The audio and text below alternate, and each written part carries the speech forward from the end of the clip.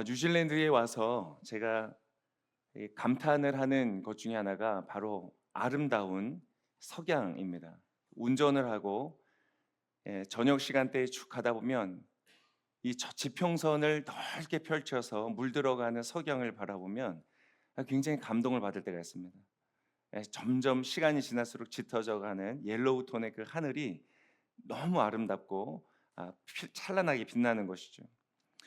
아, 너무 좋아서 좀 이렇게 보고 싶은데 좀 정말 이렇게 잘 보이고 멋진 그런 스팟을 아직 못 찾았습니다. 혹시 아시는 분 계시면 추천을 좀 저에게 해주시면 좋을 것 같습니다. 그것을 보면 그런 생각이 듭니다. 왜 그렇게 좋을까? 저기 멀리서 해가 지는 장면, 날마다 있는 장면인데 뭐가 그렇게 아름다울까? 뭐가 그렇게 감동이 될까? 이런 생각을 해봅니다.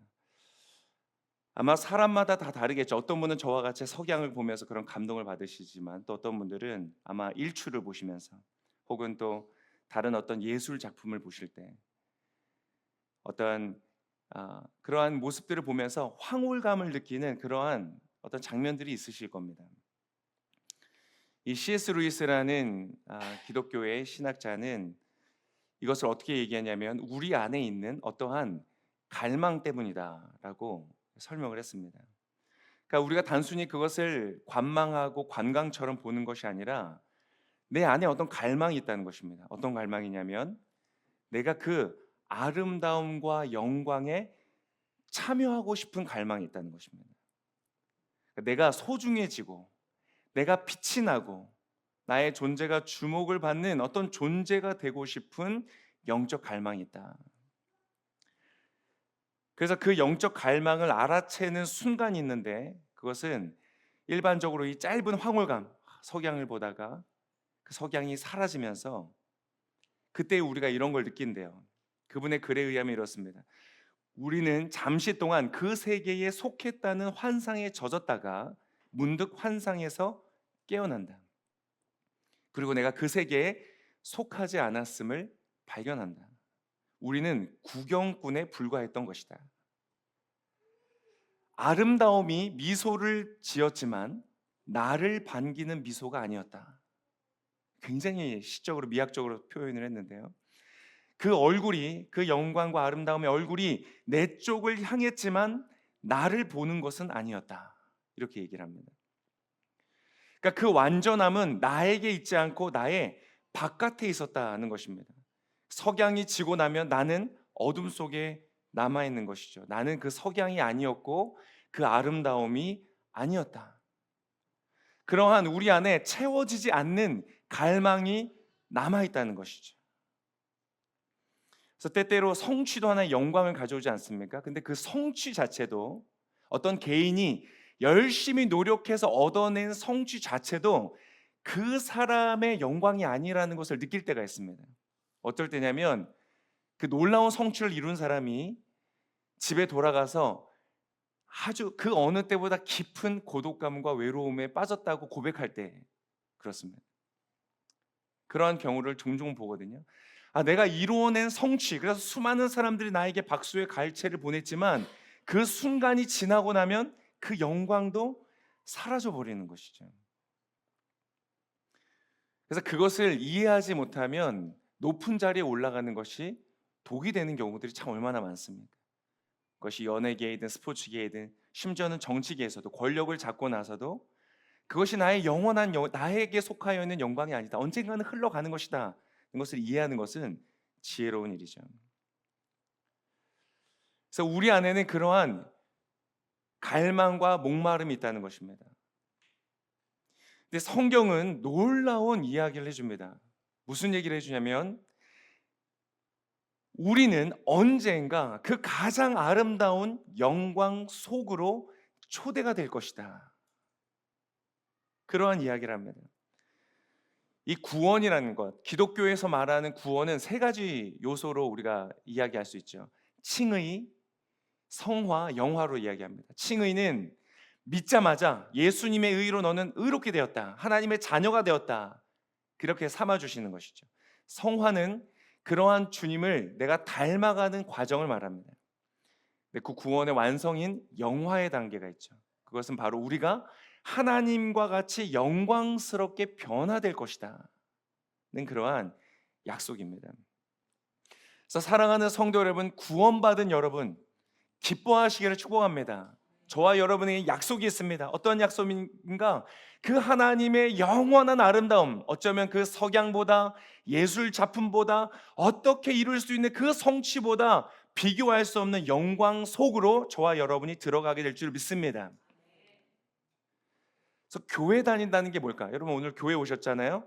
교회를 다닌다는 것은 이제 착하게 사는 삶을 살아야 되겠다, 아니면 어떤 규율을 따라서 기독교에서 말하는 이건 하면 되고 저건 하면 안 되는 그런 걸 따라 살아야 되겠다, 이러한 그런 삶이 아닙니다. 교회를 다닌다는 것은 그 영적인 갈망이 채워지고 영원한 아름다움에 내가 동참하게 되는 것이 바로 교회를 다닌다는 것이죠.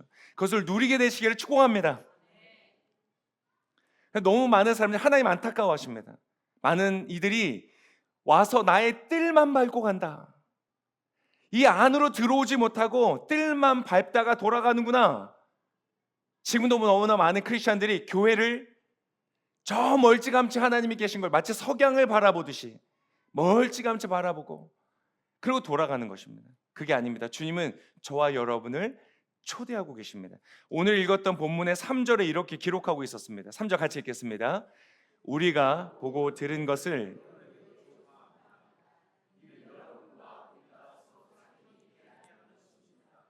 우리의 사귐은 아버지와 그의 아들 예수 그리스도와 함께하는 사귐입니다. 하나님이 우리를 사귐 가운데로 초대하신대요.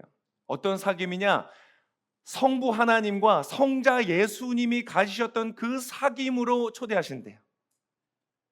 여러분, 이 사귐은요 매우 친밀하고 너무나 아름답고 상상할 수 없는 영광이 가득한 그러한 사귐입니다.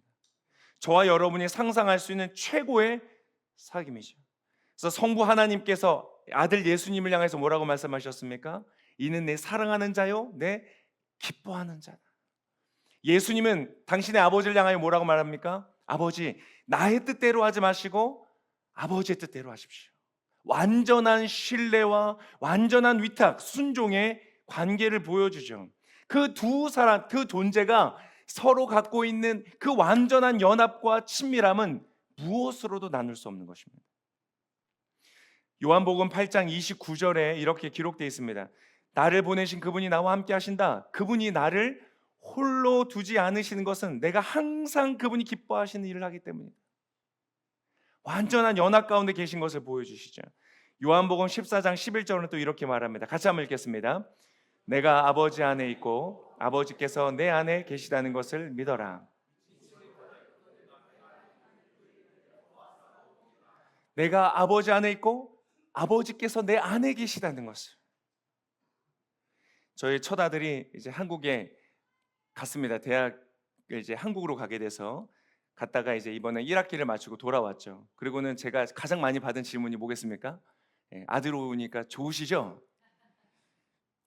잘 모르겠습니다. 제가 좀 무딘 편이라 또 가도 그렇게 슬프지 않고 또 좋습니다. 근데 그 아들이 어느 날 이제 같이 걷는데 갑자기 팔을 제 어깨에 턱 얹는 거예요.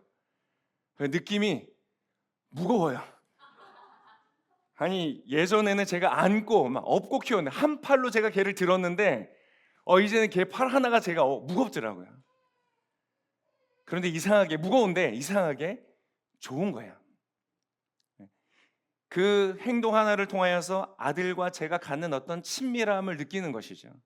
너무 좋더라고요. 그것도 좋은데 여러분, 하나님과 예수님이 갖는 서로를 향한 친밀함은 비교할 수가 없는 것입니다. 내가 너 안에, 너가 내 안에. 아빠의 마음이 내 안에 있습니다. 그렇게 말할 수 있는 자녀와의 관계가 있을까요? 그런데 놀라운 사실은 하나님께서 저와 여러분을 그 하나님과 성자 예수님이 가지시는 그 친밀한 사귐 속으로 우리를 초대하신다는 것입니다. 하나님께서 우리를 안아주실 것입니다. 우리의 어깨에 손을 탁 얹어주실 거예요. 여러분, 예배는 그러한 곳입니다. 하나님이 오셔서 우리 어깨에 손을 탁 얹으시는 거예요. 말하지 않아도 서로 통하는 어떠한 것이 있는 것이죠. 여러분, 그러한 친밀함을 누리게 되시기를 축복합니다. 스바냐 3장 17절에 하나님이 우리의 어깨에 팔을 탁 얹으시면서 이렇게 말씀하시는 거예요. 너의 하나님 여호와가 너의 가운데 계시니 그는 구원을 베푸실 전능자이시라. 그가 너로 말미암아 기쁨을 이기지 못하시며. 주님이 여러분의 어깨에 손을 탁 얹으시면서 여러분을 바라보시면서 기쁨을 이기지 못하신대요. 그 기쁨을 숨기시지를 못하신대요. 너를 잠잠히 사랑하시며 너로 말미암아 즐거이 부르며 기뻐하시리라. 여러분, 아까 우리 찬양 부르셨죠? 여러분, 찬양 부르실 때 어떠셨어요? 여러분의 감정 라인이 어떠셨나요? 여러분, 하나님은요 여러분을 바라보시면서 기쁨의 노래를 부르십니다.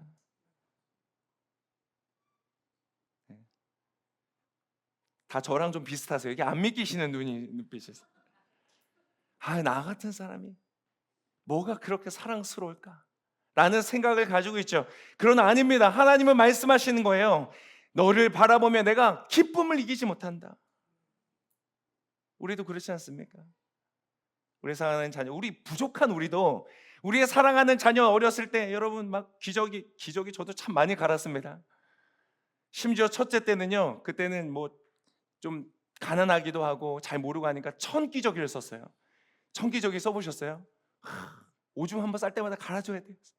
빨아서 널고 일이었습니다. 진짜 아내가 고생도 많이 했는데, 여러분 그렇지만 그 기저귀를 갈아주면서 한 번도요, 에이구 이놈아 너는 언제까지 똥 쌀래? 그렇게 한 적이 한 번도 없어요.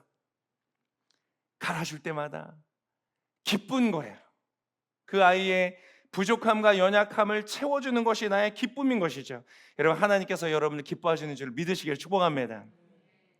그래서 C.S. 루이스는 그렇게 말했어요. 언젠가 하나님이 허락하시면 우리는 그 완전한 아름다움 안으로 들어가게 될 것입니다. 그 우리의 전 존재가 기쁨의 샘에서 기쁨을 마시게 될 것입니다. 현재와 같이 제한되고 타락한 우리의 성향으로는 이해할 수 없는, 그 상상할 수 없는 폭포수 같은 기쁨을 누리게 될 것입니다. 이것이 이미 저와 여러분에게 약속되어 있음을 믿으시길 축복합니다. 여러분 보셔야 됩니다. 이것이 모두에게 자동적으로 열리는 게 아닙니다. 나같이 부족한 자도 들어가니까 아무나 들어가는 것이 아닙니다. 들어가지 못하는 사람들이 있을 것입니다. 안타깝게도 많으실 겁니다. 하나님 말씀하셨어요. 고통스럽게 말씀하셨어요. 그 넓은 문으로 들어가는 사람들이 너무나 많다. 루이스의 표현에 의하면 참 안타까운 이 두려운, 어떻게 보면 두려운 표현입니다. 모든 곳에 계시는 하나님의 임재에서 쫓겨나게 될 것이다. 모든 것을 아시는 분의 인식에서 지워질 것이다. 얼마나 무서운 이야기입니까? 우리는 철저하게 바깥에 남겨질 수 있다.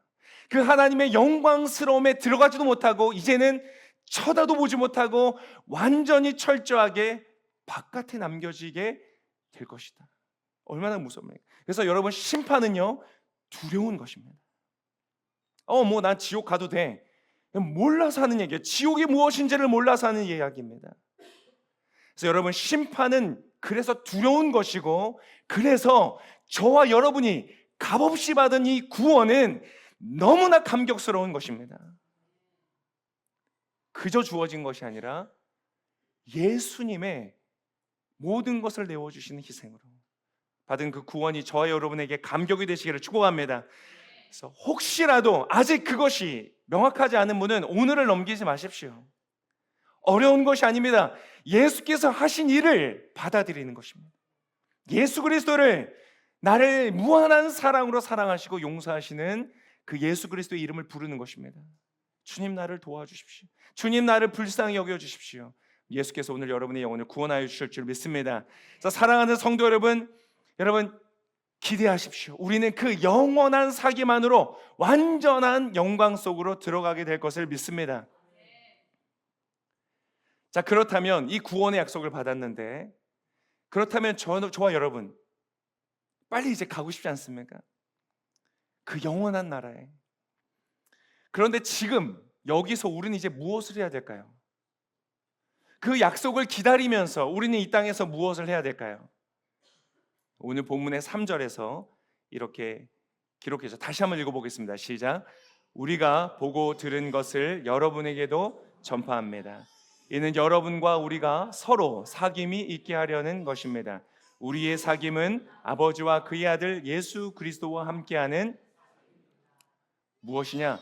내가 하나님과 함께 이 땅에서 사귐을 누리면서 살아가고요. 그리고 이제는 너와 내가 그 사귐을 함께 나누어 가는 것이다. 그래서 전도는요, 교회 와라 하는 전도가 아니라 그 사귐으로의 초대하는 것입니다. 지금 요한이 하는 것처럼. 여러분, 이것은 필연적인 관계입니다. 많은 분들이 그렇게 생각하시는 분들이, 많은 분들이 아니라 일부 그런 분들이 있으시죠. 교회 안 나가도 되지, 뭐 내가 하나님 믿으면 돼. 아닙니다. 틀렸습니다. 필연적 관계입니다. 내가 하나님과의 관계, 그 사귐 안으로 들어가면요, 그것은 반드시 타인과의 사귐으로 들어가게 되어 있습니다. 오늘 본문의 6절과 7절에 이렇게 기록되어 있었죠. 잘 한번 들어보십시오. 만일 우리가 하나님과 사귐이 있다고 하면서 여전히 어둠 가운데 간다면 우리는 거짓말하는 것이고 진리를 따라 사는 것이 아닙니다. 7절, 그러나 하나님께서 빛 가운데 계신 것처럼 우리가 빛 가운데 행하면 우리에게는 서로 사귐이 있고 하나님의 아들 예수의 피가 우리를 모든 죄에서 깨끗해 주십니다. 자, 이 본문에서 질문을 해야죠. 그러면 어둠 가운데 행한다는 건 뭘까? 빛 가운데 행한다는 건 뭘까? 요한일서 2장으로 넘어가면 여기에 대해서 답을 줍니다. 9절과 10절에인데요. 같이 한번 읽겠습니다. 9절과 10절 시작.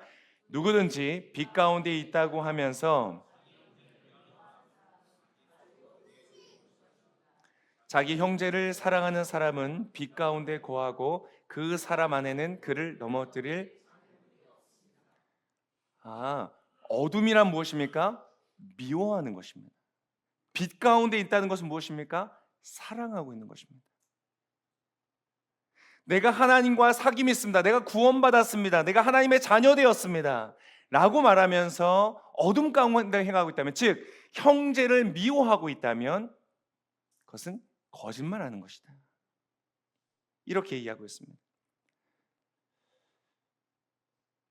자, 어떻게 보면 굉장히 두려운 말씀인데요, 이 말씀을 좀 우리가 살펴보기를 원합니다. 먼저 사랑한다는 건 뭘까? 여기서의 사랑은 다 아시죠? 그리스어에는 헬라어, 이 성경에 쓰여진 헬라어에는 사랑을 표현하는 단어가 4개가 있습니다. 그 중에서 오늘 이 사랑은 무엇일까요? 형제와 친구 간의 필레오, 그러한 사랑이 아니라, 남녀 간의 에로스가 아니라 무엇이냐? 바로 신적인 사랑인 아가페를 말하는 것입니다. 아가페는요, 어떤 이 사랑의 특징은 무엇이냐? 자연스럽고 저절로 되어지는 사랑을 말하지 않습니다. 즉 감정을 기반으로 한 사랑이 아닙니다. 나는 널 보면 너무 사랑스러워, 상대가 너무 사랑스러워서, 너무 아름다워서 내가 사랑에 빠지는 감정을 기반으로 한 사랑이 아닙니다. 이 사랑은 무엇이냐? 의지를 기반으로 한 사랑입니다. 내가 너를 사랑하겠다. 이것은 내가 자녀를 낳는 것보다 입양하는 것에 더 가깝습니다. 내가 너를 사랑할 거야 라고 결단하여 그를 선택하는 것이죠. 여러분, 이해가 되지 않습니까? 우리가 살다 보면 사랑스럽고 사랑에 빠지게 되는 사람이 많습니까? 적습니까? 적습니다. 하나님은 그 사랑을 우리에게 말씀하시는 게 아닙니다. 그래서 여러분, 어떤 사람을 보면서 사랑스럽게 느껴지지 않을 때 죄책감을 가지실 필요가 전혀 없습니다. 하나님이 요구하시는 사랑은 그 사랑이 아닙니다. 사랑을 느껴야 된다고 말하는 것이 아닙니다. 무엇을 말하는가? 사랑을 선택하라는 것입니다. 그래서 이 아가페의 사랑을 다른 말로 표현하면요, 이렇게 표현할 수 있습니다. 받는 사람에 의해서 결정되는 사랑이 아니라 주는 사람에 의해서 결정되는 사랑이다. 그 사람이 나한테 잘해서, 그 사람이 나를 존중해서, 그 사람이 나에게 먼저 베풀어서 내가 사랑하는 사랑, 그것이 아닙니다. 그 사람과 상관없습니다. 그 사람의 상태와 그 사람의 말과 그 사람의 행동과 상관없습니다. 내가 결정하는 사랑인 것입니다. 여러분, 너무 좋지 않습니까? 하나님이 그렇게 우리를 사랑하십니다. 하나님이 저와 여러분을 그렇게 사랑하십니다. 그래서 그 사랑은 완전합니다. 그래서 그 사랑을 신뢰할 수가 있습니다. 내가 가장 형편없는 상황 속에 있을 때도 그분의 사랑은 조금도 변함이 없다. 할렐루야. 얼마나 감사하죠. 근데 주님은 말씀하세요. 너무 아름답지 않니? 너무 축복되지 않니? 너무 영광스럽지 않니? 너도 그 사랑 안으로 나아가자. 요한일서 3장 16절에 요한복음 3장 16절만큼 아름다운 말씀이 있죠. 같이 읽겠습니다. 예수 그리스도께서는 우리를 위해 자기 목숨을 내놓으셨습니다. 그래서 우리가 사랑을 알게 됐습니다. 그러므로 우리도 형제를 위해 우리 목숨을 내놓는 것이 주님이 나를 그렇게 사랑하셨으니 나도 그렇게 사랑하는 것이 마땅합니다. 마땅하고 감정이 아닌 의지적 사랑이기 때문에 무엇이 따르느냐? 느낌이 따르는 것이 아니라 행동이 따릅니다. 이어서 17절과 18절에 이렇게 기록하고 있습니다. 같이 읽겠습니다. 누구든지 세상 재물을 갖고 있으면서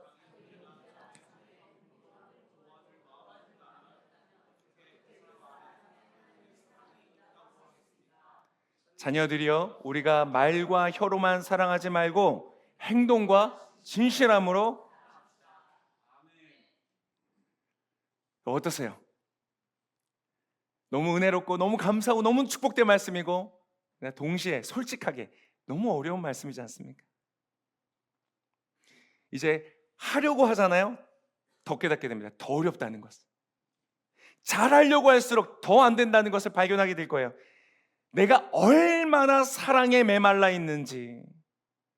어떤 분의 고백처럼 사랑의 장애인이 된 것 같이 똑바로 걸으려는데 똑바로 걸을 수가 없어요.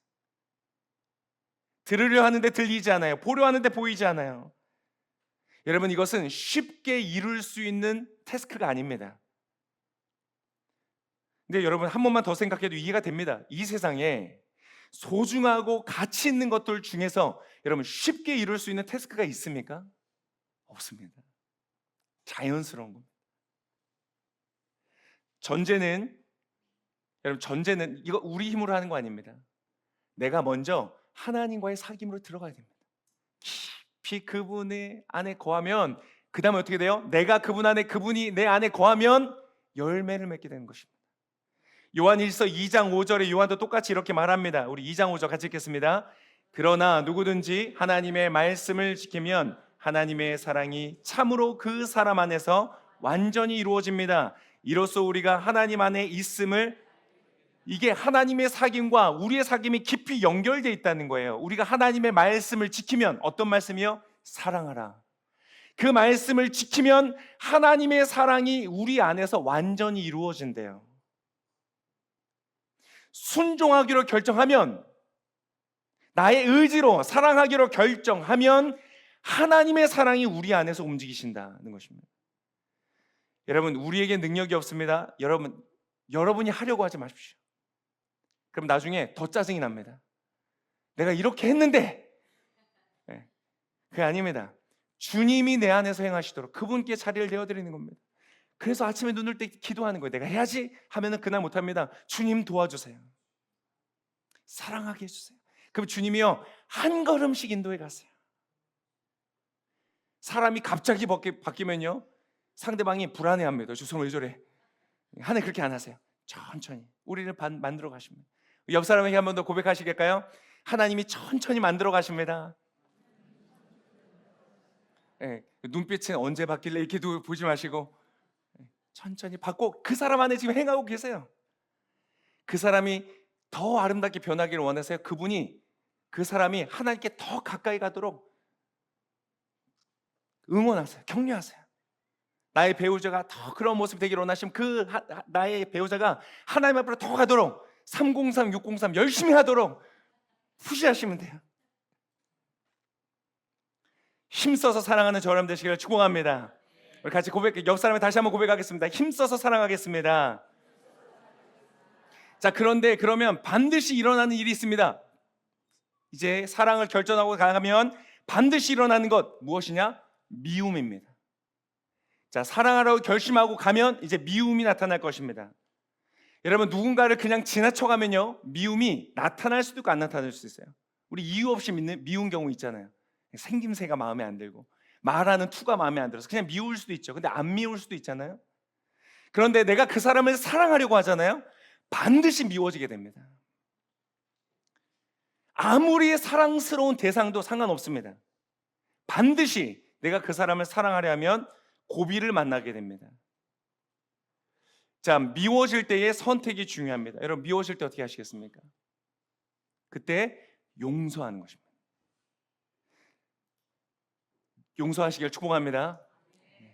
점점 저와 멀어지고 계시다는 느낌을 받고 있어요, 제가 지금. 아, 내 이럴 줄 알았어. 또 용서 얘기할 줄 알았어. 여러분, 근데 용서하셔야 돼요. 용서는 어렵죠. 왜냐하면 저도 이렇게 생각해봤어요. 용서가 이렇게 어려울까? 용서를 하려고 제가 생각해 보니까 뭐가 있냐면 억울하더라고요. 뭐가 억울하냐? 내가 해준 게 생각나서 억울해요. 아, 내가 이렇게 해줬는데 근데 내가 이것도 용서해줘야 돼? 왜 나한테 이걸 안 해주지? 그런 생각을 하니까 억울한 거예요. 즉 억울을 할 때 보니까 용서가 안 되는 이유 중에 하나가 계산해서 그런 것 같아요. 계산해서 누가 더 잘났냐? 누가 더 옳냐? 내가 더 손해인 것 같아. 그럼 용서가 잘 안 돼요. 여러분, 계산은요 막다른 길입니다. 거긴 길이 없어요. 모두가 지는 길입니다. 여러분, 계산을 멈추시길 축복합니다. 뭘 생각해야 되느냐? 사실은요, 계산을 정확하게 하면 돼요. 뭐냐? 내가 받은 용서를 생각하면 됩니다. 내가 받은 용서. 이미 주님께서 내가 다 이루었다, 다 지불하였다. 하나님이, 예수님이 나를 위하여 계산하신 걸 생각하면요 됩니다. 요한일서 2장 14절 이렇게 기록되어 있었죠. 2장 14절 같이 읽겠습니다. 자녀들이여, 시작. 자녀들이여, 내가 여러분에게 쓰는 것은 여러분의 죄가 그리스도의 이름으로 용서받았기 때문에 우리도 용서하죠. 여러분, 하나님의 용서는 어떠한 용서일까요? 그 용서한다는 건 뭘까요? 한 번 참고, 두 번 참고, 세 번 참을까요? 아니죠. 베드로가 물어본 거잖아요. 7번까지. 예수님 뭐라고 하셨어요? 70번씩 7번까지. 똑같은 죄에 대해서. 그것을, 이 하나님의 용서를 미가서에서 이렇게 기록합니다. 미가서 7장 19절에 하나님의 용서를 이렇게 표현합니다. 같이 읽겠습니다. 다시 우리를 불쌍히 여기시고 우리의 죄악을 밟아서 우리의 모든 죄를 바닷속 깊은 곳에, 어떤 사람이 배를 타고 가다가 보물을 떨어뜨렸대요, 바다에. 이 사람이 큰일 났습니다. 급히 칼을 꺼내서 뱃전에다가 칼집을 내더래요. 그 옆에 있는 사람들이 물어봤다면, 지금 보물 떨어졌는데 꼭 칼집을 왜 내고 있습니까? 여기 떨어뜨린 곳에 표시했다가 지금은 못 찾으니까 도착해서 꺼내려고 합니다. 많이 이해를 못 하시네요. 배가 지나갔기 때문에 떨어진 곳에서 구할 수가 자, 이제 그만하겠습니다. 생각해보세요. 여러분, 바다에 빠뜨린 것을 찾을 수 있겠습니까? 하나님의 용서는 무엇이냐? 다시 찾을 수 없는 것이다. 여러분, 용서는 무엇입니까?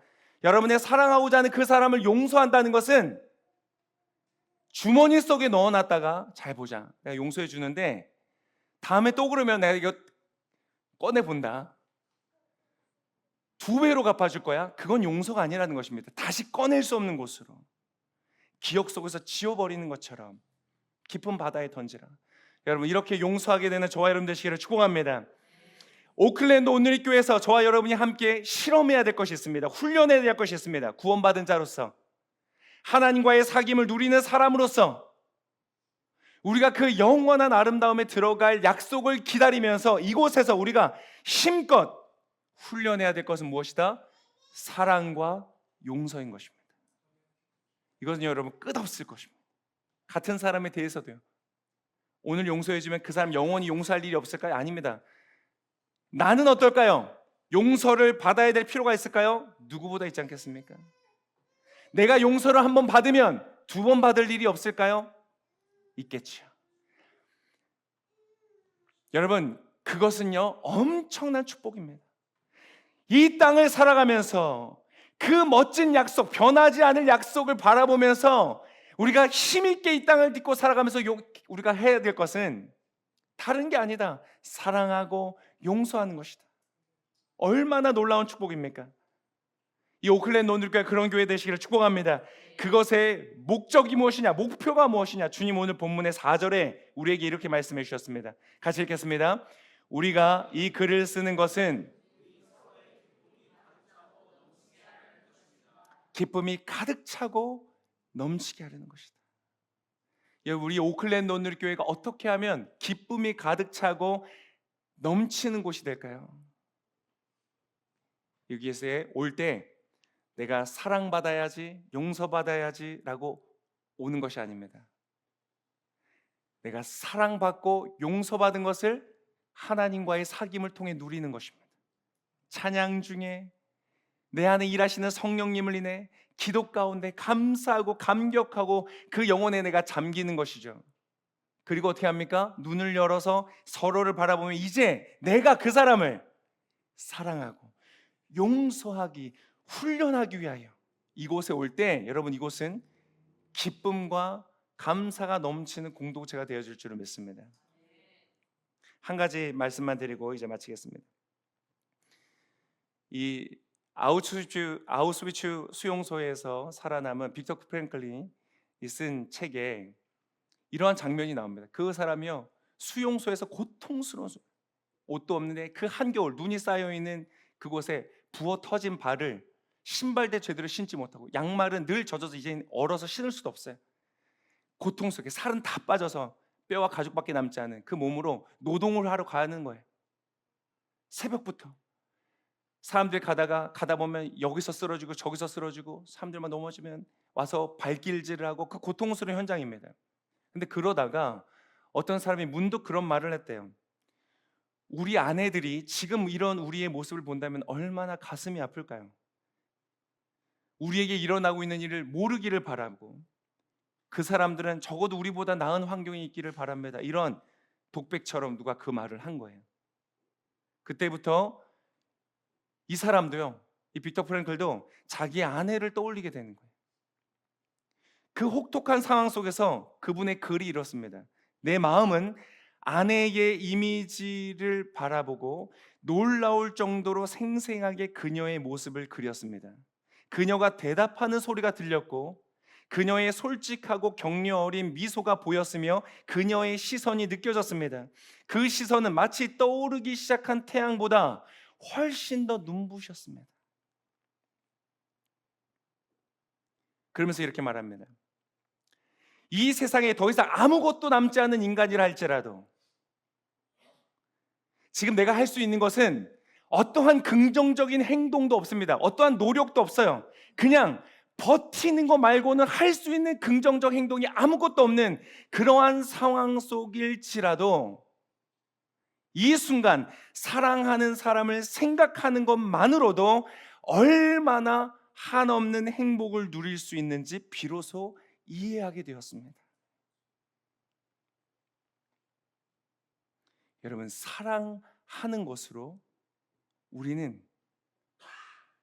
삶의 고단함과 어려움이 있을 때 그것을 극복할 수 있는 힘과 용기를 누리게 됩니다.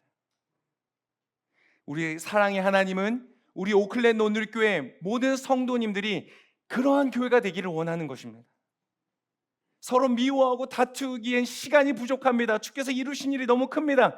이곳에서 힘들지만 어렵지만 주님께로부터 받은 사랑을 인하여 서로를 사랑하고 용서하기 위하여 주의 말씀을 따라 걷기로 결정할 때, 선택할 때 주께서 우리를 도우심으로 이것이 바로 가장 어려운 일을 만난다고 할지라도 극복할 수 있는 힘과 용기를 넣는 사랑과 생명과 승리의 공동체가 되기를 원하시는 것입니다. 사랑하는 성도들, 말씀을 맺겠습니다. 여러분, 우리는 어디까지 갈 수 있을까요? 저와 여러분, 하나님이 말씀하신 그 놀라운 그 축복과 사랑 안에 우리는 영원히 들어갈 겁니다. 그건 정해졌어요. 걱정하실 필요가 없습니다. 근데 여기에서, 이 땅에서 어디까지 우리 해볼 수 있을까요? 그 예수 그리스도의 놀라우신 사랑에 어디까지 반응해 볼 수 있을까요? 우리 한 번 살아간 인생, 그리고 얼마 남지 않은 우리의 삶에, 여기 꿈땅 옛 꿈이 아니잖아요. 살아온 삶이 적지 않습니다. 그리고 이제 살아갈 삶들이 그 남은 시간들 속에 여러분 사랑과 용서의 삶, 하나님의 말씀하시는 사귐 가운데로 나아가실 수 있기를 예수님의 이름으로 축복합니다.